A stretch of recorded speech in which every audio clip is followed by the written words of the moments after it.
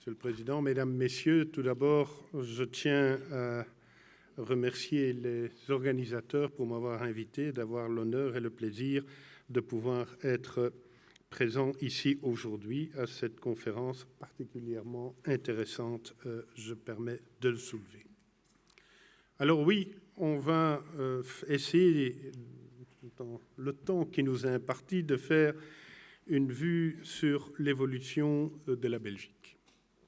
Il est certain que la Belgique, malgré que, si vous regardez un map-monde, ce n'est pas facile à trouver, nous sommes un pays qui avons déjà subi pas mal d'attaques.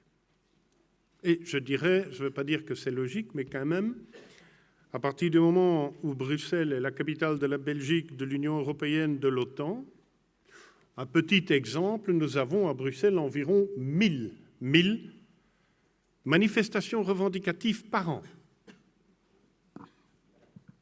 Je crois qu'il faut ne pas perdre ça de vue. Donc, quand quelqu'un n'est pas content en Belgique, il vient à Bruxelles. Quand quelqu'un n'est pas content à l'OTAN, il vient à Bruxelles.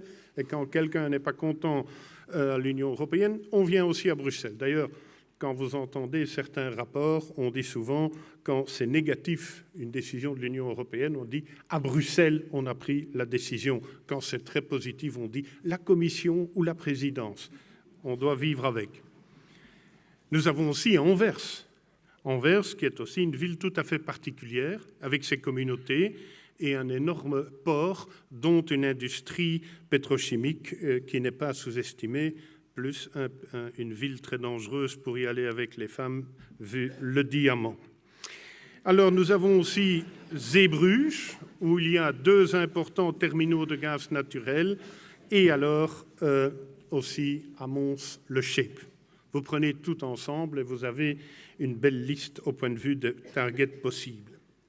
Et en effet, nous avons connu un peu de tout. Vous avez parlé des CCC, mais nous avons connu Action Directe, Rotarmee Fraction, CCC, FRAP, ETA, IRA, PIRA, PKK, DHKPC, ALF et maintenant IS-DASH.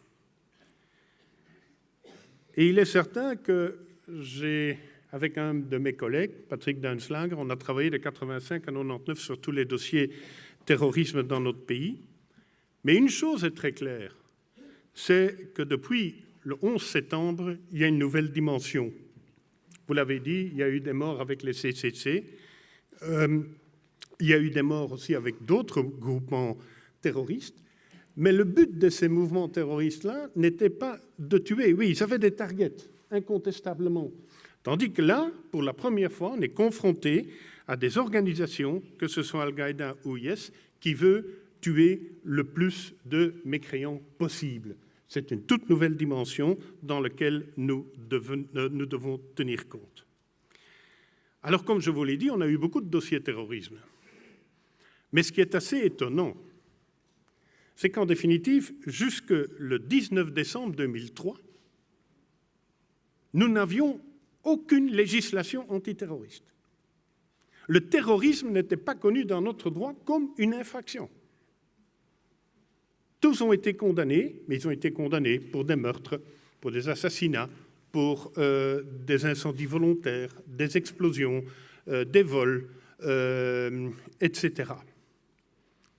Depuis le 19 décembre 2003, nous avons ce qu'on appelle les infractions terroristes. Ce sont les articles 137 jusqu'à 141 ter qui ont été adaptés depuis lors à toute une série de nouvelles dispositions sur base justement des résultats des enquêtes qui ont été perpétrées et où on a vu que le droit devait chaque fois être adapté. Il est certain aussi, vous avez parlé des libertés et des droits constitutionnels.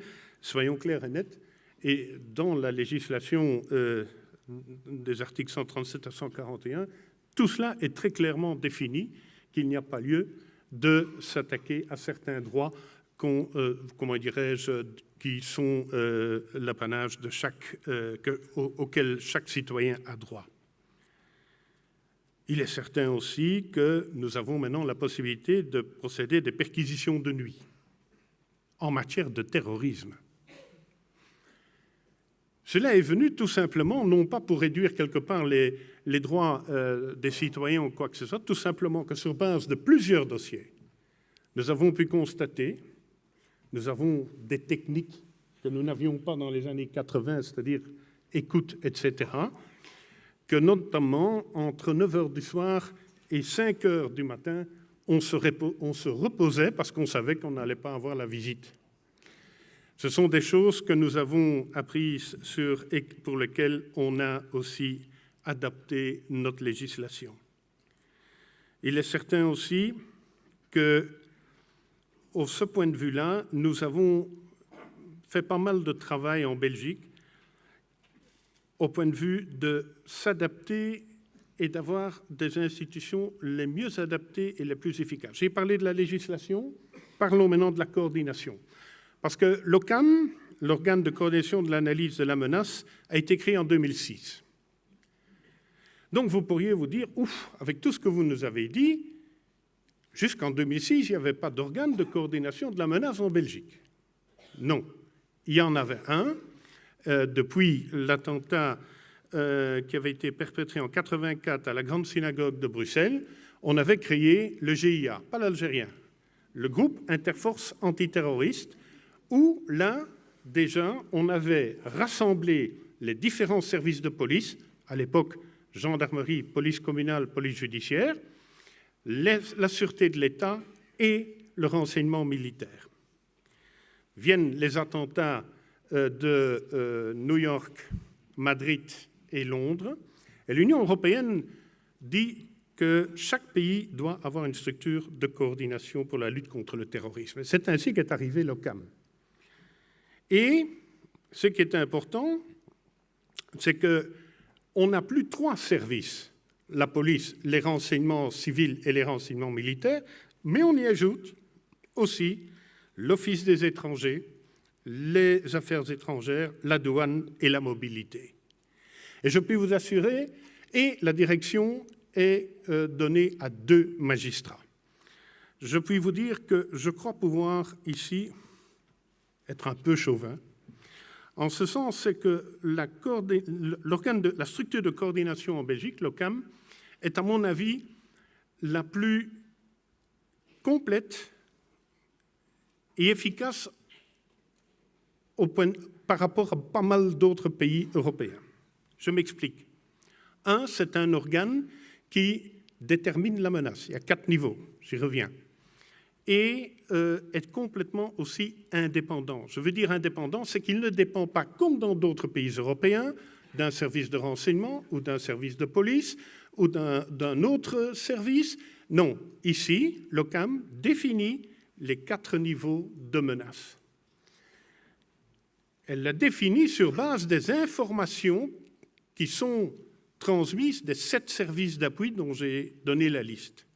Et c'est sur base de cela que l'analyse est faite. Ce n'est pas une analyse qui est faite sur des idées, non, c'est sur base de renseignements des différents services d'appui.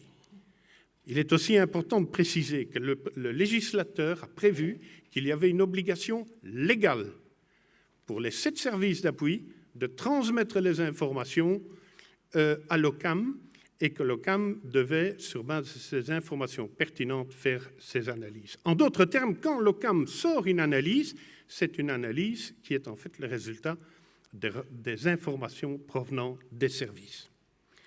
4 niveaux de menace. Pendant très longtemps, on a pu garder le niveau 2, avec un niveau 3 qui était prévu pour la communauté juive, l'ambassade d'Israël et l'ambassade des États-Unis. Depuis lors, après le 15 janvier 2015, c'est une date que je n'oublierai pas de sitôt, nous sommes passés à un niveau 3, et alors on a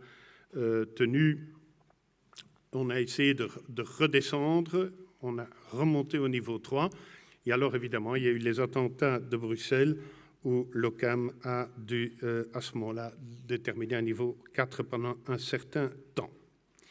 Alors, l'organisation du ministère public. Parce que quand vous parliez des CCC, etc., oui, nous étions, à ce moment-là, il y avait 26 parquets un peu de temps après, il y en avait 27, le parquet de Eupen. Et en définitive, pour une affaire assez exceptionnelle, en 1985, les 5 procureurs généraux prennent comme décision de donner un mandat à 2 magistrats, 2 substituts du parquet de Bruxelles, mon collègue Dunslager et moi-même, pour faire toutes les descentes dans le pays. Je vous assure, à cette époque-là, c'était de la révolution. Hein. Bon. Et en fait, nous avons à ce moment-là remarqué qu'aux Pays-Bas, il y avait un landelijke officier van justitie pour le terrorisme. En Allemagne, il y avait le Bundesgeneralstaatsanwalt de Karlsruhe. Et à Paris, la 14e section du parquet de Paris. Donc, nous avons eu des contacts avec ces gens-là. On a retransmis ça au Collège des procureurs généraux. On a redonné ça au ministre de la Justice. Et la première fois, il a été décidé en 1991 excusez-moi, de créer l'institution du magistrat national. Et c'était donc 2 magistrats, toujours les mêmes, qui dépendaient directement du Collège des procureurs généraux et qui assumaient toute la coordination en matière de terrorisme, mais entre-temps, le mur de Berlin était tombé et on était à pas mal de problèmes au point de vue crime organisé venant des pays de l'Est et aussi pour le crime organisé. Et là, ce qui est assez étonnant, excusez-moi, c'est que les Pays-Bas ont enchaîné et ont donné aussi les mêmes compétences à leur landelijke officier van justitie. Voilà. Et donc, de là, on est arrivé à la création des magistrats nationaux en 1997 par loi. Puis, il y a eu la réorganisation du Collège des procureurs généraux avec un procureur général qui était compétent pour le terrorisme, à savoir le procureur général de Bruxelles. Et alors, on a créé, après l'affaire du Trou, le parquet fédéral. Là où les magistrats nationaux étaient des coordinateurs, le parquet fédéral devient le gestionnaire du dossier. Donc nous, on veillait à la coordination et à la gestion via les parquets locaux, là où le parquet fédéral est maintenant le parquet qui suit le dossier du début jusqu'à la fin. Alors, en plus de cela, il y a aussi 5 parquets qui suivent les dossiers de terrorisme dans une première phase. C'est les parquets de Bruxelles, Anvers, Liège, Charleroi et Gand. Et en plus de ça, il y a aussi des juges d'instruction dans ces 5 parquets-là spécialisés en matière de terrorisme. Je crois pouvoir dire que nous avons fait pas mal d'efforts en Belgique pour justement essayer de répondre aux nouvelles menaces auxquelles on était confrontés. Et je crois aussi que quand on regarde, mais ma collègue de l'Union européenne va en parler aussi, c'est que quand on voit à l'époque où nous étions magistrats nationaux, nous étions aussi magistrats de contact au niveau européen. Et dans chaque pays, il y avait des magistrats de contact. Et on a évolué vers Eurojust, mais ça, je lui laisse. Et alors, il y a quand même quelque chose qu'il faut quand même aussi souligner, c'est que dans les années 80, on avait le président Giscard d'Estaing qui parlait d'un espace judiciaire européen. Et il a fallu attendre le 11 septembre, Madrid et Londres, pour qu'on ait enfin un mandat d'arrêt européen. Et on ne peut que s'en réjouir. Et ici, je vais quand même donner un exemple. Un exemple de cette nécessité, c'est de nommer Raït Ramda, un des responsables des attentats terroristes en 1995 sur les transports publics à Paris. Il a été arrêté à Londres en 1995 et il n'a été transmis aux autorités françaises qu'en 2005. Il a été condamné grâce justement au mandat d'arrêt européen et il a été condamné entre-temps en France à la réclusion à la perpétuité. Et je me pose ici une petite question critique. Quid avec le Brexit? Le mandat d'arrêt européen sera-t-il encore d'application ou pas? Or, soyons clairs,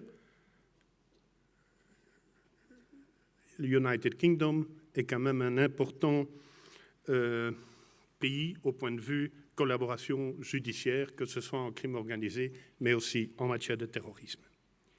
Il y a un point que je veux aussi souligner, c'est qu'en définitive, des gens en Belgique ont appris, et c'est aussi un des postes importants de l'OCAM, le radicalisme.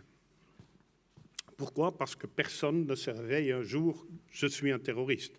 Il y a tout un processus, et je crois, pardon, les différents intervenants avant moi en ont parlé, et donc il y a en général des idées radicales, on passe dans l'extrémisme et on passe au terrorisme après. C'était déjà ainsi du temps des CCC. Le plan radicalisme a été lancé en 2006, un boost en 2008 et en 2012, et nous avons donc des Local Task Force et des National Task Force où toute l'information entre les différents services sur le terrain se rassemble au point de vue du radicalisme. Très important, c'est le rôle de l'agent de quartier. Actuellement, les communautés sont aussi intégrées dans le National Task Force, ce qui permet de réagir en temps réel. Il est important à ce sujet de préciser que nous avons très vite su réagir lorsque les Foreign Terrorist Fighters commençaient à quitter la Belgique pour aller en Irak et en Syrie, grâce à ce projet, à ce plan R qui tournait déjà, et notamment sur base de Sharia for Belgium, dans lequel on était déjà très actif. Il y a encore d'autres initiatives qui tournent pour le moment. C'est le plan Belfi, le plan Canal, et je puis vous assurer, ce sont des actions qui sont notamment menées par le procureur général de Bruxelles et que ça est assez positif au point de vue des résultats que cela apporte. Il est aussi certain, c'est que très vite, quand nous avons constaté qu'il y avait des départs des Foreign Terrorist Fighters, une liste a été établie. Cette liste est actuellement encore toujours d'application. On est même d'ailleurs en train de mettre en place au niveau du gouvernement belge une nouvelle directive complémentaire et qui va encore plus loin, qui reprend toutes les personnes qui sont impliquées. Parce que, soyons clairs, nous avons les gens qui se trouvent en Syrie, les gens qui sont de retour en Syrie, les gens qui ont fait des tentatives, il y a les gens qui sont potentiellement possibles de partir, et en plus, nous avons aussi les gens qui poussent à partir et qui financent pour partir. Donc tout cela est suivi autant que c'est possible, et je crois donc que de ce côté-là, nous avons fait quand même pas mal d'efforts dans notre pays, pas toujours dans des conditions très faciles au point de vue du travail, mais je veux aussi souligner la bonne collaboration que nous avons toujours eue, que ce soit avec les Pays-Bas, que ce soit avec la France, Parquet de Paris, l'UCLAT, avec l'Allemagne, et je crois qu'on doit aussi souligner cela. Mais je voudrais terminer en vous lisant un texte. La conception juridique du terrorisme s'est édifiée sur l'idée du danger universel, entendu dans le sens d'un danger commun menaçant toute l'humanité. Cette notion de danger universel furent prises pour point de départ des travaux relatifs à la conception juridique du terrorisme, à raison du caractère même de l'institution, qui la première a assumé la tâche d'élaborer cette conception. Nous voulons parler des conférences internationales pour l'unification du droit pénal. Comme leur titre même l'indique, la raison d'être de ces conférences était de travailler à l'unification des règles du droit pénal sur le plan international en vue d'assurer la répression plus efficace de la criminalité. Avouez que c'est très actuel. Hein? Eh bien, je vais vous dire, ça a été rédigé par Jerzy Waciorski, substitut du procureur de la République près du tribunal de Varsovie, et édité en 1939, avec une préface de M. Donnedieu, le professeur Donnedieu de Vabre. Et alors, en plus, il faut savoir L'idée d'organiser une collaboration entre des juristes de différents États pour établir des dispositions législatives communes a été exprimée au congrès de l'Association internationale de droit pénal, tenu en 1926 à Bruxelles. Voilà.